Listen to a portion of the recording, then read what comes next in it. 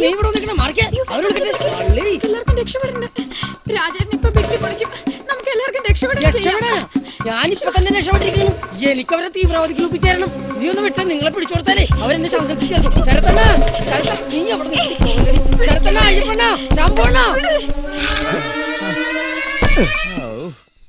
രക്ഷപ്പെട്ടു. ആദ്യം ഞാൻ രക്ഷപ്പെടും, എന്നിട്ട് നിങ്ങൾ ഓരോരുത്തരെയായിട്ട് ഞാൻ രക്ഷപ്പെടുത്തും. എന്നെ തള്ളി പുറത്താക്കും.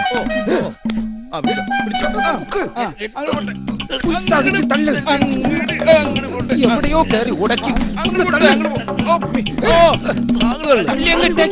ഇവൻ രക്ഷപ്പെട്ടു കഴിഞ്ഞാൽ പിന്നെ ഞാൻ രക്ഷപ്പെടും. പിന്നെ എന്റെ ഭാര്യ അമ്മ, പിന്നെ എന്റെ മക്കള്. അത് കഴിഞ്ഞിട്ട് നീ തർക്കിക്കല്ലേ.